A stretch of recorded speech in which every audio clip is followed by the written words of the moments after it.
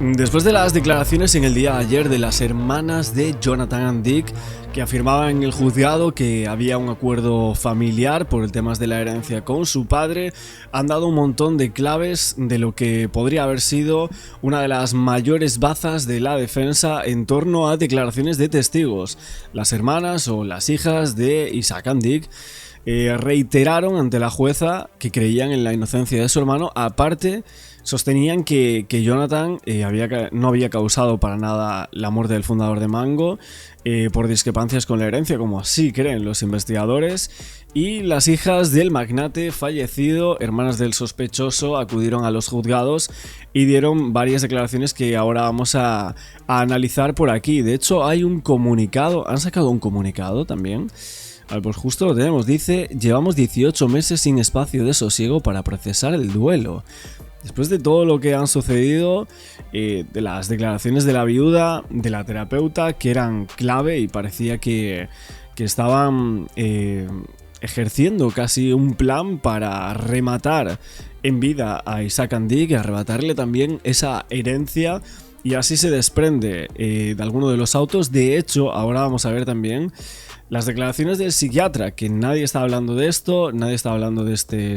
Aquí lo tenemos a este otro psiquiatra. Es cierto que Sara y Judith sostuvieron que no había discrepancias por nada que tuviese que ver con la herencia, y que incluso Jonathan acordó con su padre el dejar Mango. ¿Había acordado dejar la compañía? ¿Realmente eso no fue un motivo de peso para que se hubiese desgastado la relación hasta tal punto de querer acabar con la vida de su padre? Ahí vamos a ver, porque realmente la terapeuta, aparte de este señor, ya dijo que había tratado con padre e hijo el conflicto por el coste de la boda.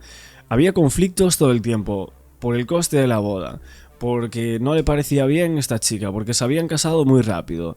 Luego por el tema de la herencia, que si quería 40 millones, que si la fundación tampoco le gustaba. Parece que había un montón de discrepancias por este tipo de temas. Las hijas, yo no sé por qué dicen que no, cuando literalmente hay pruebas que aseguran que sí que había muchísimas discrepancias entre ellos por temas de dinero. O sea, ¿cómo pueden decir las hijas que no había discrepancias? Si es que se sabe, o sea, es algo que... Y sé que los testigos no pueden mentir. Otra cosa es que ellas crean que no, o que puedan dar otro punto de vista, pero discrepancias, o sea, había seguro. Y luego, en torno al comunicado, que vamos a seguir viéndolo, que vamos de un lado a otro en este nuevo vídeo, decían: al igual que el resto de la familia, han colaborado desde el inicio del proceso en todo lo que se les ha requerido, tal como han vuelto a hacer en esta ocasión siendo testigos, tras 18 meses y sin haber tenido aún el necesario espacio de sosiego para procesar el duelo por la dolorosa muerte de su padre. Las hermanas and Dick mantienen la absoluta convicción de que la verdad acabará prevaleciendo. Bueno, la verdad para ellas es que fue un accidente. No quieren saber absolutamente nada de la investigación en curso en contra de su hermano, no lo creen. Y dicen: a pesar de la presión mediática y judicial, las hijas del fundador de Mango cierran filas en torno a esta figura, manifiestan de forma contundente, afirman que confían plenamente en la inocencia de su hermano Jonathan y que finalmente todo se aclarará ante los tribunales. Bueno, todo se aclarará, evidentemente, pero no sabemos para qué lado. De momento hay bastantes cuestiones a ver, si para un lado o para otro. Las hermanas parece que lo tienen claro, incluso un nuevo comunicado que sacan aquí, después de lo que son las declaraciones que dieron ante la fiscal. Declararon y defendieron que su hermano estaba de acuerdo con la distribución del patrimonio en contra de lo que se publicó recientemente. ¿Estaba de acuerdo con la distribución? O sea, ¿de qué forma? ¿Cómo lo había dicho? Porque realmente le podía haber dicho a ellas que estaba de acuerdo y en realidad no estar muy de acuerdo. Porque si la jueza mantiene que su hermano tenía una obsesión total por el dinero, vemos que ahí hay pues unas conversaciones incómodas, ¿no? También según ellas. Ellas afirmaron que estaban de acuerdo e involucradas en la gestión del patrimonio familiar, sabían que se iba a crear esa fundación benéfica Y los tres hermanos conocían el organigrama de la fundación, según las hijas de Isaac and Dick. Añadieron que Jonathan quería salir de las responsabilidades ejecutivas de Mango y quedarse solo como consejero para dedicarse a sus propios asuntos. Dice que Sarah y Judith colaboraron desde el inicio, pero es cierto que viendo el mensaje que le envía Isaac and Dick a Julia diciendo tenemos que sacar a mi hijo, quiero sacarlo de la empresa, ¿no? Quería hacerlo en enero. Después de esa caminata y demás, no sabemos si justamente allí se lo había dicho o él se había enterado antes. Parece que sí se había enterado antes. Entonces, todo esto, las hermanas aquí diciendo que esto no le importaba, que él sí quería crear la fundación benéfica, que no había problemas con el dinero. A ver, evidentemente discrepancias había, estaban yendo a terapia. La pregunta, ¿por qué era? ¿Qué problemas habían tenido? Es cierto eso de que habría sido capaz hasta de terminar con su vida según los propios mensajes que él se había explayado con su padre. Son mensajes muy raros y en algunos de ellos pues te dan a entender todo el contexto en contra de la familia y esa unidad familiar rota por Isaac and Dick querer primero quitar a su hijo de Mango en aquellos momentos en los cuales iba bastante mal, hace una década, 2015 y demás, como todos sabemos, pero luego es cierto que justo al momento de la muerte él había dado un paso al frente para echar a su hijo de ese cargo que él obtenía. Pero qué curioso que el hijo, fíjate tú por dónde, que están diciendo las hermanas que iba a ser él el que habría dicho que sí, que él se quería ir, que el hijo quería hacer otra empresa, que estaba ya de acuerdo con todo eso, pero fíjate tú que fallece su padre y han pasado, ¿cuánto tiempo ha pasado? 2 años. Bueno, puede decir que fue por el tema de su padre, que no fue capaz de recrear todo esto que tenía en mente, pero es que no hay ni un resquicio de eso que están diciendo las hermanas, ni un resquicio, o sea, esto a lo mejor puede que Jonathan Dick en algún momento se le haya escapado, se le haya dicho a las hermanas como pretendo hacer esto, pretendo tal, pero parece que no era una oportunidad real en el momento en el cual fallece su padre. No lo parece, de hecho no hay ningún resquicio que nos lleve a pensar en algo así, con lo cual a mí el testimonio de las hermanas me parece un poco oscuro, sinceramente. Tiene puntos bastante oscuros, no entiendo algunas cosas, veremos qué más nos van contando, pero eso de unidad familiar, que estaban perfectamente, que había algún rifirrafe pero como en todas las familias, creo que tienen que contar la verdad, porque sinceramente de lo expuesto en los medios de comunicación de sus declaraciones ante los fiscales, me parece que no están diciendo toda la verdad. Y esto es un problema bastante grande, porque la terapeuta le estaba pidiendo segundas opiniones en torno al conflicto al otro psiquiatra del cual vamos a hablar hoy, porque esta persona habla de entregas de dinero, o sea, 40 millones para emanciparse económicamente y tirar adelante con un nuevo proyecto empresarial al margen de Mango. De hecho, el propio psiquiatra, que lo estábamos viendo justo antes, este señor de aquí que estuvo declarando ayer, básicamente lo que dijo es que él rechazó tratar a Isaac and Dick y a Jonathan and Dick porque discrepaba muchísimo del enfoque que pretendía dar Julia Luderwall. Esto es lo que él ha dicho en esta declaración de este nuevo psiquiatra. Volvemos con otro más. Dice que no compartía el tema de la entrega de la parte de la herencia en vida. Bueno, realmente esta persona no es ningún intermediario financiero, no es ningún banco, no es ninguna persona contable ni absolutamente nada de eso. Bueno, tampoco la otra coach psiquiatra pues tampoco tendría que ser ningún intermediario financiero, ¿no? Pero bueno, lo que os digo es que este psicoterapeuta asegura que él no estaba de acuerdo en que esa fuese la manera para solventar los conflictos personales que había entre padre e hijo, y precisó que dejó de tratar a los Andic porque discrepaban muchísimo de este planteamiento. Este profesional incluso pidió al colegio de médicos que lo eximiera del secreto profesional, algo que sí le coincidieron y que le permitió declarar con total libertad. Y una vez terminada su declaración, durante más de una hora, el hombre entregó documentos, dispositivos móviles al juzgado, todo para que se hiciese una copia, al igual que se hizo con los móviles de la pareja de Isaac Andic, de Stephanie Nuth y también de los excursionistas que auxiliaron a Jonathan. Pero este es solo las primeras partes que se han filtrado de la declaración de este psiquiatra, que van totalmente en contra, primero de Julia y segundo también de las declaraciones de Judith y Sarah Andic, de las hijas, explicando que su hermano quería dejar de ser director ejecutivo, cosa que hasta prácticamente un año y medio después no lo hace, y tiene que ser porque lo detienen y porque lo están investigando por la muerte de su padre. O sea, es que es una barbaridad esto.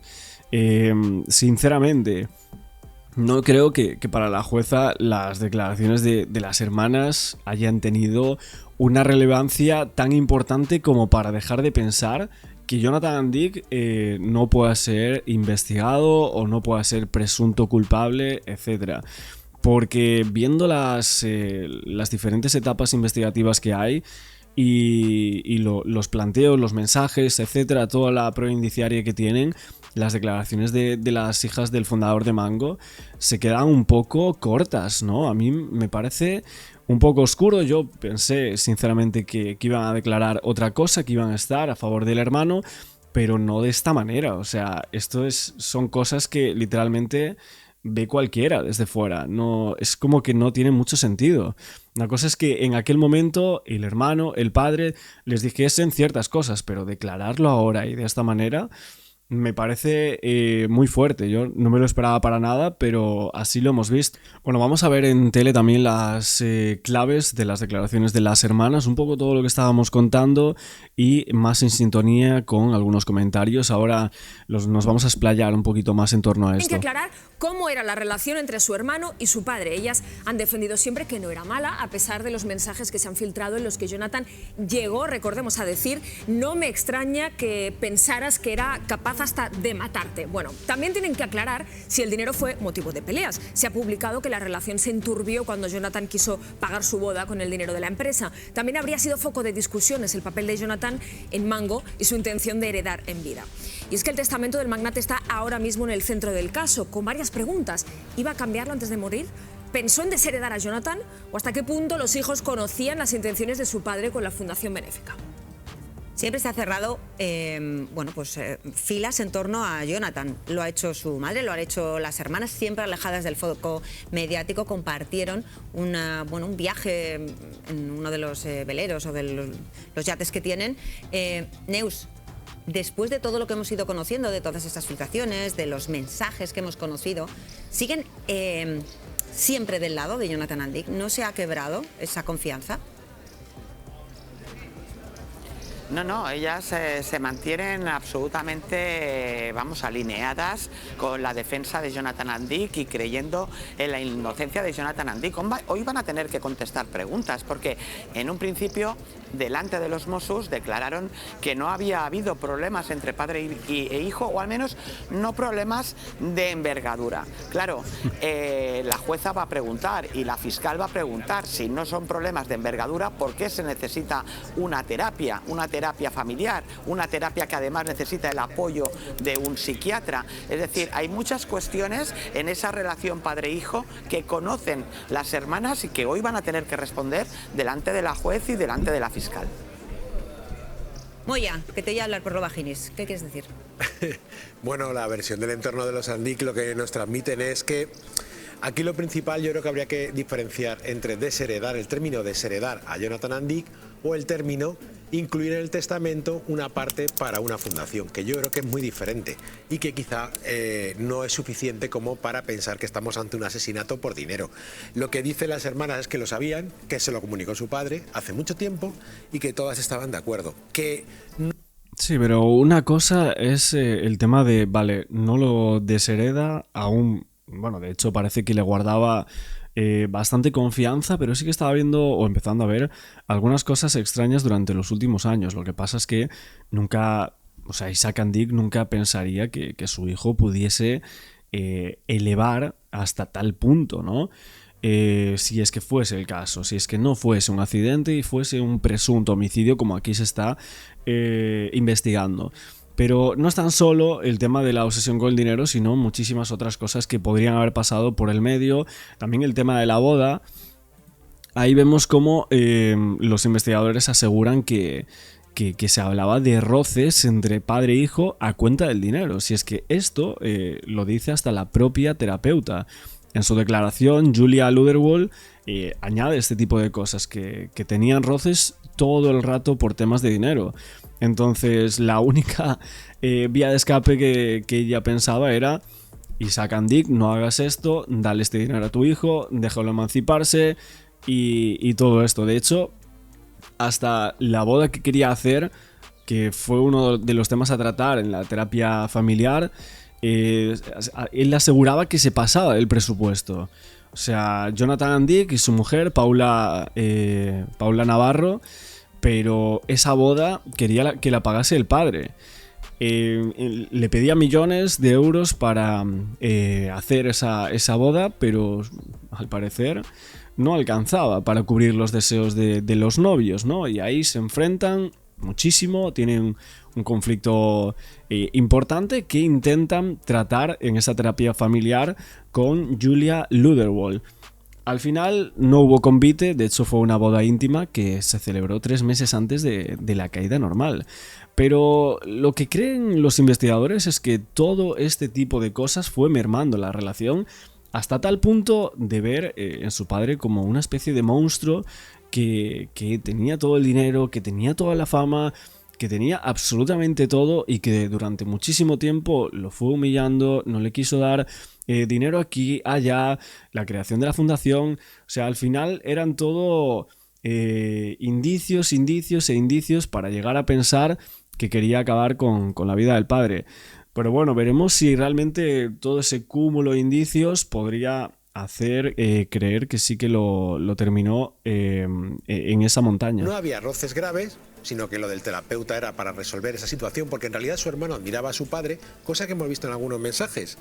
Y ahora el hijo tendrá que explicar pues todo lo que las hermanas tendrán que explicar, si su hermano en realidad llegó a pensar incluso en algún momento en atacar a su padre. A mí lo que me dicen es que van a cerrar filas con su hermano y que van a aclarar esto de la herencia, y que van, por supuesto, a negar que fueran a desheredarle, que eso no se tuvo en cuenta en ningún momento. A mí la intervención del psiquiatra no me extraña tanto, porque es muy fácil que en cuanto percibes en un paciente... No hemos perdido a Neus, ¿verdad? Está ahí esperándonos. Es que genial, voy con ella. Quiero compartir con ella si puedo. Claro.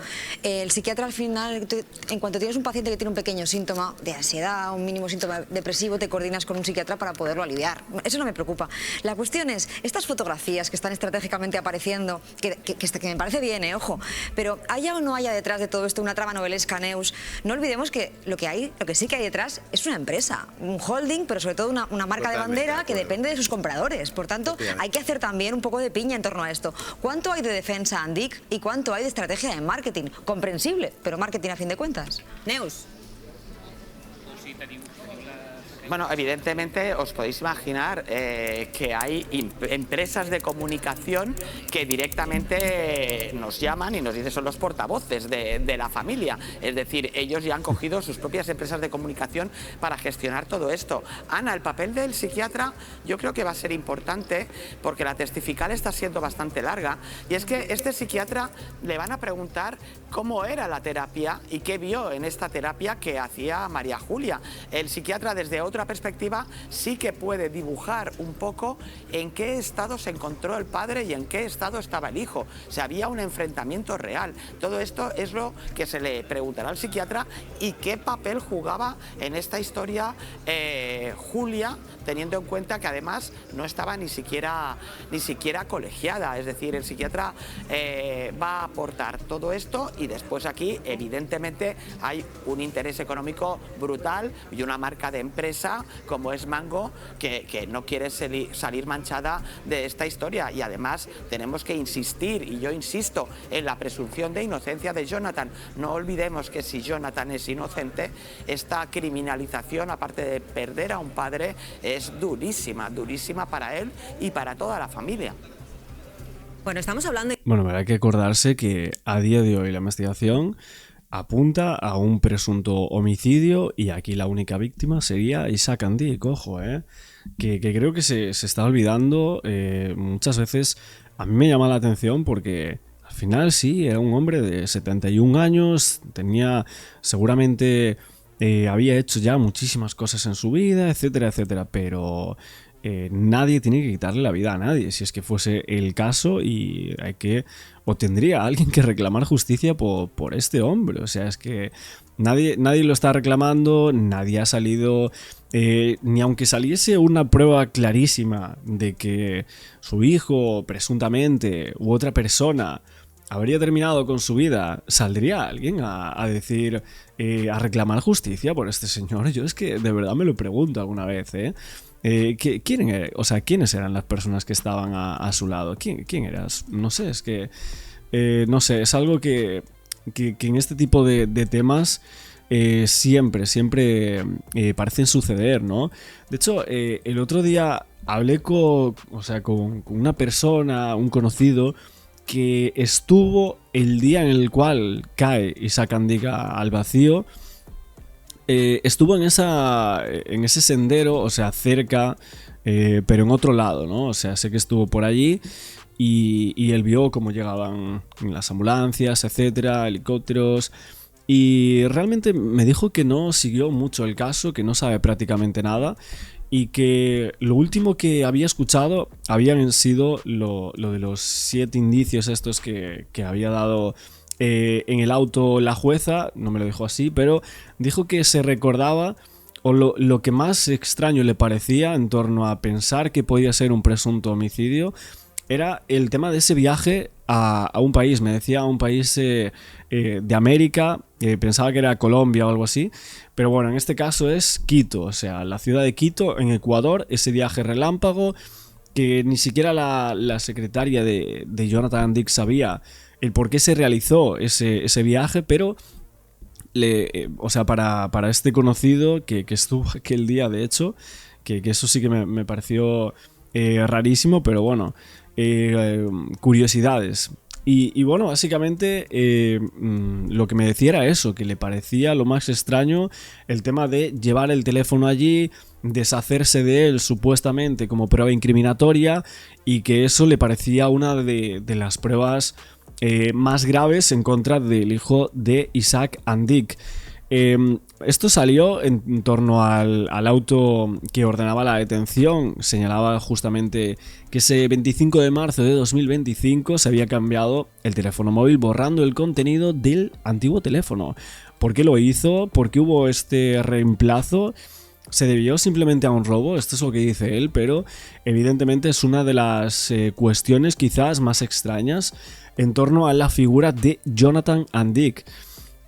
Bueno, estas son unas cuestiones que obviamente por la información que hay en esos documentos se deducía que él poseía un terminal Apple, o sea, un iPhone 14, y luego lo cambia por un iPhone 16 Pro. iPhone 14, bueno, qué humilde, ¿no?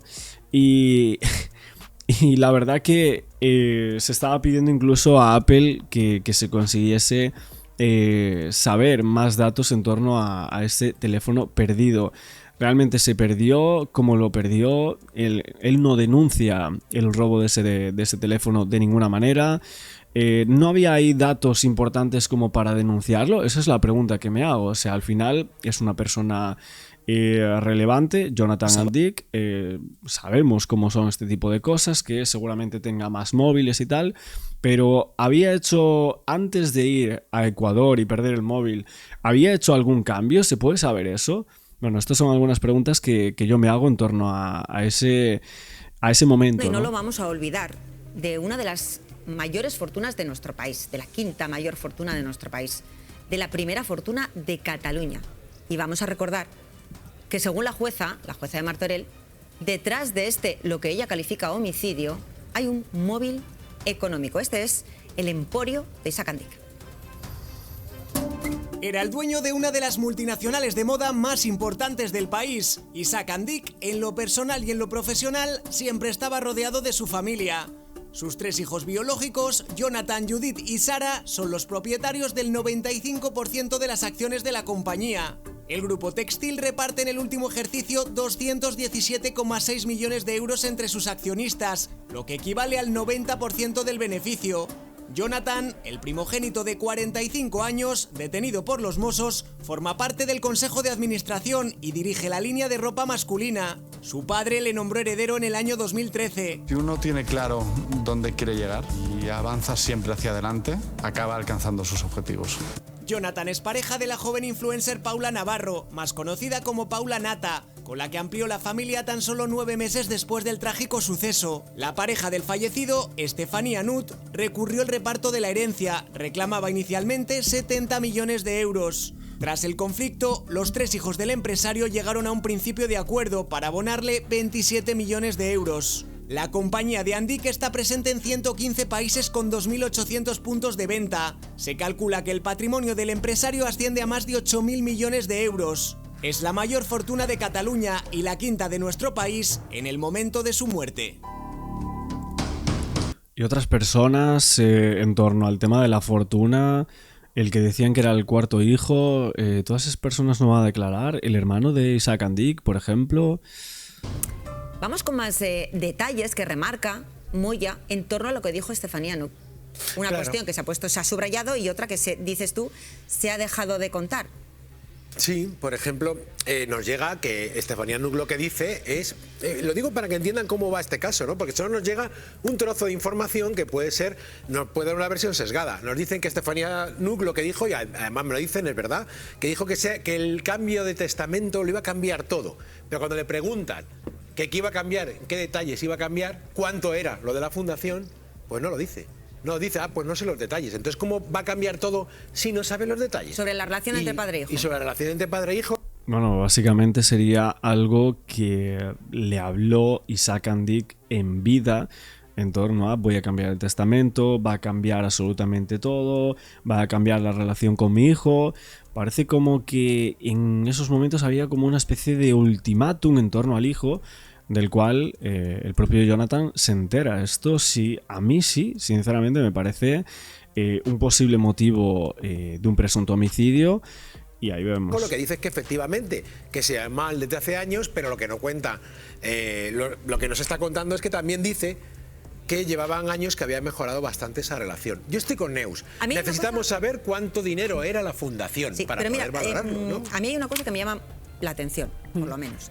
Que dices, la relación entre padre e hijo era buena, estaban en esa terapia, tal. Pero también hay un punto, y no meses antes, pocos meses antes del fallecimiento de Isaac Andic, en el que Isaac Andic habla con la terapeuta y le dice, a ver si le convences a mi hijo de que se retire un tiempo y después a ver si ya se retira por completo. Es decir, si tú tienes una buena relación, una relación de confianza, tú puedes decirles. Sí, y eso choca confrontalmente con lo que son las declaraciones de las hermanas. O sea, ese mensaje no tiene absolutamente nada que ver con lo que han declarado las hermanas a día de hoy.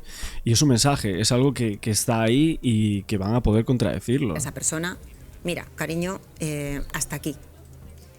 Sin embargo, hay no sé, Neus, hay una serie de mensajes cruzados y que en el tiempo nos llevan a, no sé hasta qué punto, a enfocar hacia esa tesis que tiene la jueza. Es que de momento la defensa está haciendo su trabajo, pero de momento lo que estamos viendo es que el primer atestado, lo primero que escriben los Mossos, se está ratificando. Los Mossos hablan en un primer momento, cuando lo detienen, de esa intención de cambio de testamento, de ese cambio de actitud de Jonathan, que puede coincidir con lo que decía la viuda, de que últimamente se llevaban bien, pero es que hay unos mensajes con la fisioterapeuta que son irrefutables, en los que él mismamente habla de es normal que, y le dice a su padre, entiendo que puedas pensar alguna vez que quiera matarte. Hay una excursión forzada, dijéramos, para hacer una reconciliación. Nos han contado Es que es todo muy raro, muy raro. Es que, ¿cómo no vamos a pensar mal? Desde fuera todo tiene un tufo especial en este caso. Es la realidad. Que se veían muchas veces que salían a caminar juntos, pero no han podido aportar ni un solo selfie de esas excursiones. Sí fotos familiares, pero no un selfie en los últimos 10 años de los que habla la jueza. Con lo cual, que la relación entre padre e hijo era buena, eso creo que día a día se va pudiendo comprobar que no era como quiere contar o como quiere hacer ver la familia, ni mucho menos. Cada uno aporta las pruebas que tiene y sobre todo frente a los autos de la jueza, la defensa de la familia Andic está presentando, pero es acción-reacción, presentan una cosa, presentan otra. O sea, que al final el relato es importante. No olvidemos que si finalmente se sienta Jonathan Andic en un banquillo, podría tratarse este tema con un jurado popular y que todo esto no está cayendo en saco roto en los cerebros de las personas que están ahora mismo viéndolos. Estamos dando, por supuesto, Bea, que estas dos mujeres, las hermanas, están declarando. ¿Podrían acogerse o tendrían derecho a acogerse a ese derecho de no declarar? ¿Lo tienen? Podrían acogerse a ese derecho a no declarar y podrían hacer también algo más interesante que eso, que es contestar a las preguntas que consideren que no están involucrando a su hermano y no contestar a aquellas que le puedan perjudicar. Es decir, si hay alguna pregunta que se le realice que pueda ser comprometida y no saben qué respuesta dar y tampoco quieren mentir, porque no olvidemos que están declarando bajo juramento, podrían no contestar a esa pregunta, porque si después se demuestra que lo que han dicho no es cierto, se les va a imputar un delito de falso testimonio. Bueno, pues ahí te tenemos de guardia, Neus. Si hubiera alguna novedad, tú nos pides paso y conectamos contigo, 11:25. Gracias, Neus. Un saludo. Bueno, pues fíjate todo lo que hablaban también en este programa.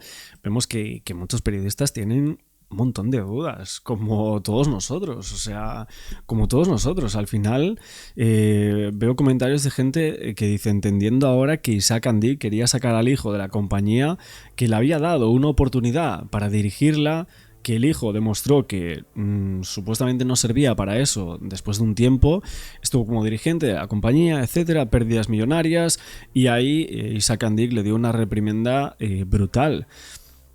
Es cierto que Isaac estuvo toda la vida, construyó ese imperio, no quería que el trabajo de toda su vida fracasara por causa de una persona que quizás no tenía tantísima capacidad para sostener ese imperio como él creía, y aunque en este caso se trataba de su hijo, él lo intentaba, pero eso no significaba que lo iba a desheredar de todo, simplemente lo iba a apartar de la compañía, y quizás por todos los momentos complicados que estaba habiendo entre ellos dos, pues iba a hacer una fundación, pero esto no significaba que le fuese a quitar tanto dinero al hijo, ¿no? Quizás sí, un pequeño porcentaje, a ver, pequeño, es cierto, ahí hay un desvío de dinero bastante elevado, entonces habrá que ver.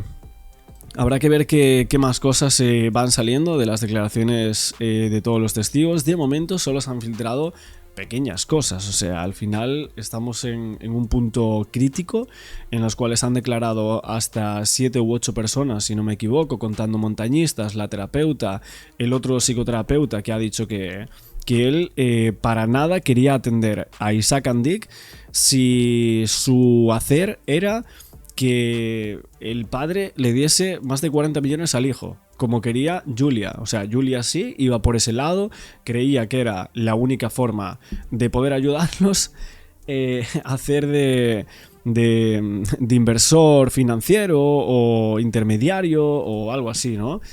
Pero bueno, básicamente habrá que ver si no hay ahí también un delito de presunta estafa o algo así. No lo sé, la verdad, porque al final hablamos de tanto dinero que ya nos imaginamos cualquier cosa. La asistencia letrada de Jonathan Andic. Sí. Y todo el conjunto, Lluís. Exacto. Todo el conjunto, la autopsia, el hecho de que se visite el lugar en 3 ocasiones anteriores al día de autos, la pérdida del teléfono y el borrado de la información del terminal cuando se entrega el nuevo terminal, las contradicciones, perdón, que no me salía la palabra, las contradicciones, la supuesta mala relación, la obsesión por el dinero, todas esas cosas son periféricas, son mollares, sumadas sí, por separado no. Pues exactamente tienes toda la razón, Joaquín.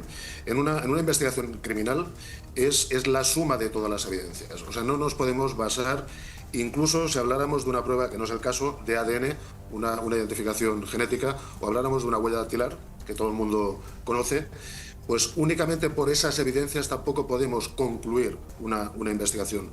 En una investigación criminal tenemos tres grandes ramas, tres grandes aspectos, que sería la parte técnica por un lado, la parte científica por otro, y luego la parte, digamos, más operativa, que es de las personas. Todo aquello que dicen, hacen o manifiestan las personas. Desde un punto de vista criminalístico, no las tenemos en cuenta las personas, porque generalmente, no me malinterpretéis, pero generalmente las personas siempre mentimos. De una manera deliberada o no, magnificamos, nos asustamos, estamos en una situación de tensión, como evidentemente es el caso en el supuesto. Bueno, en el caso también de Jonathan and Dick, ¿no? La verdad es que Lluís este tipo de cosas las explica siempre a las mil maravillas, ¿no?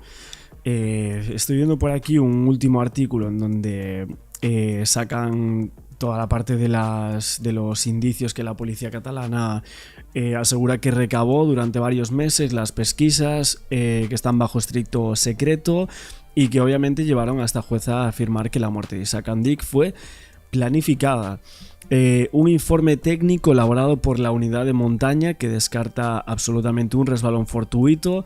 Hay algunos expertos que ponen en duda todo esto, pero claro, aparte de las sospechas que tiene esta unidad de montaña que ha hecho estas recreaciones y demás, el tema de la huella, que algunas fuentes policiales lo que han explicado es que esa huella del empresario supuestamente superaría los 2 centímetros de profundidad, y esto reflejaría entonces la existencia de una presunta resistencia a la caída. Entonces, ¿cómo puede ser que tuviese una resistencia si la huella es de Isaac and Dick? Porque lo que están asegurando es que sí, que es de la víctima esa huella, ¿ok? Que no es de Jonathan, porque él iba por delante, bueno, como dice él y demás. Pero entonces lo que se infiere aquí es que se puede obedecer no a un repentino tropiezo, sino a un posible forcejeo. Estamos hablando de que la caída no sería entonces por detrás o el presunto empujón, sino que sería incluso un forcejeo con la persona que tendría delante, ¿no? Esto, bueno, erróneamente se había apuntado a otra posible recreación de estas marcas, que incluso el presunto victimario las había hecho para despistar. Y bueno, el informe, tal y como recoge el auto, concluye que sería necesario la acción de refregado con la suela de las zapatillas de la persona que había fallecido, ¿no? Por varios sentidos, todo para conseguir esta pisada. Y es una conclusión a la cual llegan los Mossos tras realizar muchas comprobaciones, ¿no? Analizan el volumen, la profundidad de la pisada, incluso conocen así la distribución del peso y realizan estimaciones biométricas ayudando a reconstruir los hechos. Aunque bueno, para Duque dice que todo esto está bien, pero no resulta 100% efectivo en contra de la presunción de inocencia de este señor, ¿no? Bueno, se habla del punto concreto de la caída. Dicen que el recorrido empieza en el aparcamiento de las Costas del Salitre y suben un tramo de unos 240 escalones que deriva justo en ese sendero, afectado por varios desprendimientos que derivaban incluso varias partes de la barandilla que las protegía a su inicio y luego del precipicio, por varios de sus tramos en donde se estrecha, como vemos en las imágenes, y que hay que salvar algunas pendientes, todo para avanzar. Que en la actualidad, tal y como se comprueba, la acumulación de tierra y de piedras lo complica en algunas zonas, aunque bueno, para los Mossos aseguran que no es un punto para nada complicado. Dicen que el día de ese suceso, padre e hijo, Isaac y Jonathan, recorren poco más de 10 minutos, caminan desde el parking hasta el punto donde se produce la caída fatal, la caída mortal. Ante los investigadores, Jonathan asegura que había visitado la zona unos 15 días antes, pero como sabemos ahora también fue el día 7, el día 8, el día 10, o sea que prácticamente era su casa, ¿no? Había ido más veces ahí que a ver a su chica, por lo que dice el auto, ¿eh? No sé cuántas veces fue ahí, qué quería celebrar en ese sitio. Le encantaba, o sea, le gustaba muchísimo, la verdad.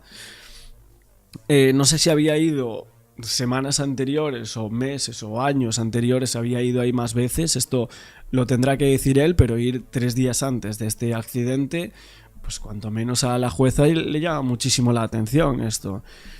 Y bueno, para la defensa de Jonathan and Dick lo que subrayan es que la hipótesis de homicidio carece a todas luces de consistencia, dicen que no tiene sentido y que por esto van a trabajar para demostrar toda su inocencia. De que sea un accidente, de haber caído, ver cómo caía tu padre hacia el vacío, o de un acto homicida. La tensión sería exactamente la misma. Por tanto, esta investigación policial, todo a mi respeto, evidentemente no puede ser de otra manera al Cuerpo de Mossos de Escuadra y a los investigadores, se sustenta en la suma de los indicios que se puede aportar. Ahora bien, sí, una condena judicial en base únicamente a indicios tiene que estar muy bien construida. Es otra porque cosa hay muy muchos diferente, elementos que pueden parecer evidencias, pero que luego pues son totalmente fortuitos, casuales, que no tienen ninguna relación con el hecho investigado. Lluís, ha sido un placer escucharte. Espero que podamos tener la ocasión de volver a charlar al respecto. Y veremos, gracias Lluís, qué es lo que cuenta Jonathan and Dick cuando declare ante la jueza que instruye el caso. Una niña de 2 años. Sí, sin duda. La verdad que Lluís Duque ha puesto las cosas sobre la mesa y no sé si realmente lo que está haciendo con esta entrevista también es postularse a ser perito de la defensa de Jonathan and Dick para contradecir las tesis de homicidio que plantea los Mossos de Escuadra. Hay que acordarse que él, de hecho, estuvo en Mossos de Escuadra. O sea, él es perito en criminalística, bueno, más otras cosas. Y bueno, tienen ese espacio, bueno, su empresa y demás que lleva con su mujer y que han llevado la defensa en otros casos. O sea, han analizado otros casos como lo de Elena Jubany, que bueno, fue un caso también. ¿Dónde había sido? Sé que había sido en Cataluña, pero no recuerdo ahora justo el sitio, pero había sido otro caso bastante mediático en esta zona de España. Y bueno, no sé si realmente va a plantear ser parte de la defensa o hacer unos informes que contradigan a los Mossos de Escuadra. Veremos, pero se postula como gran candidato, vamos a decir, el señor Lluís Duque. Veremos cómo sucede todo, cómo se recoge dentro de estas sentencias en estos autos. Y claro, la tesis de la policía catalana es muy clara, ¿no? Aseguran que el móvil de los hechos, porque aparte de todos los indicios, que podemos decir, bueno, los indicios realmente van a ser considerados pruebas ante un tribunal. Obviamente que existe una pluralidad de indicios no significa que vayan a condenar a esta persona, pero sí que sería bastante importante. O sea, la pluralidad de indicios o de prueba indiciaria tiene que quedar totalmente demostrados mediante una prueba directa, ¿no? O sea, lo que es entre hecho demostrado o indicio, y ahí tratar de deducir un enlace preciso entre ambos, ¿no? Un enlace bastante concreto para el criterio humano. Luego, bueno, lo que aseguran la presunta tesis de motivo por el cual habría un presunto homicidio, dicen que sería económico en base a las conversaciones recuperadas del teléfono del propio Isaac and Dick, de las cuales se deduce que hay desavenencias entre padre e hijo. Las pesquisas ya habían dicho que Jonathan and Dick habría tenido conocimiento a mediados de 2024 de que el empresario pretendía alumbrar una fundación para ayudar a personas necesitadas. Esto parece que, según dice el auto, hizo clic en Jonathan, y en ese momento lo que sostiene la resolución es que se produce un cambio muy notable en el primogénito, busca reconciliarse, en una serie de acercamientos de reconciliación con el progenitor tras reconocer esto, y que su actitud con el dinero, dice el auto, que no es nada buena. Hay unas conversaciones de WhatsApp en donde el hijo le habría pedido una herencia en vida, ¿no? Estaba buscándola a todas, esta herencia en vida, buscando esa reconciliación. El fundador de Mango accede a realizar esta excursión con su hijo para hablar nuevamente los dos solos donde se produce la caída mortal, pero pretendían, supuestamente, según este auto, llegaron a acuerdo. O sea, Jonathan and Dick pretendía que la herencia en vida se le sumase dentro de muy pocos días, ¿no? Parece ser que Isaac and Dick rechazó esta medida, ¿no? Y bueno, es cierto que la familia and Dick detalla que es todo esto que no es verdad. El tema de la fundación y esta creación se frena, únicamente hay varias fricciones acerca de esto, pero es que la jueza instructora alude a una obsesión total por el dinero por parte de Jonathan and Dick. Todo en más de 1400 folios que hay en torno a la documentación de este caso, y veremos cómo intentan demostrar la inocencia, la defensa de Jonathan and Dick.